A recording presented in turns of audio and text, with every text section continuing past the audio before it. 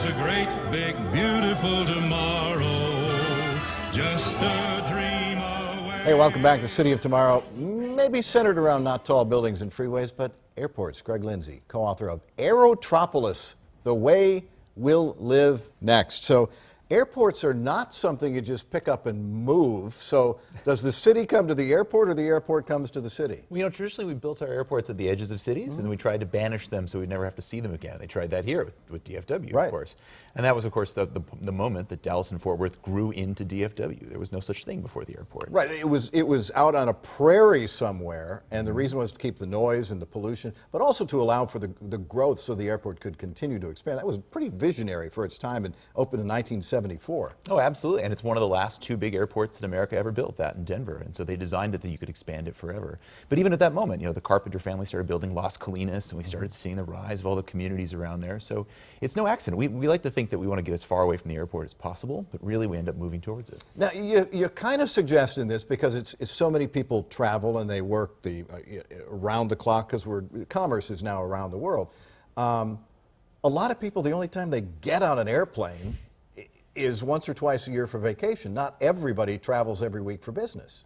Totally, and that's why I think we underestimate the importance of airports in America. We talk a lot about infrastructure and the importance of building roads and highways, but really, I mean, airports are what make Dallas-Fort Worth a global city. Without that, you know, this would just be the largest city in America, nowhere near a body of water. There would be no exports, there would be no ports, but instead, I mean, this is a major American center of commerce. Right. Railroads and airports have basically turned it into a port city in a lot of ways. And a lot of people nowadays, especially younger people, want to live near an urban center where they can live and work and play and shop and everything without ever getting into a car. Absolutely. I mean, we've seen at the same time this resurgence in downtowns. I think it's really interesting that you're seeing a lot of cities where, you know, people are returning to the center and then they're on the periphery to airports and going beyond. So yeah, we've seen since the financial crisis, you know, tons of people and money have moved back into the dense part of cities. You travel all over the world, and when you come to a place, you come to Dallas-Fort Worth for a speaking engagement today. What is it you want to see that's new, that is kind of curious, that you're interested in here? Well, that's the thing. I want to see new places to sit. I want to see people out and about. I like to actually go to parks. I'm from New York City, so of course I love seeing other people around. But you know, I think it's interesting that people don't think about, you know, big tourist destinations. They want to be in a place where they can have a coffee, where they can linger, where they can enjoy the weather on a nice day. It's all the little things that make cities great. Right, and make the city more livable than it otherwise would be. Speaking of airports, there's one that we were chatting about beforehand that is, when you say airport in the Dallas-Fort Worth area, you think Love Field, you think DFW Airport.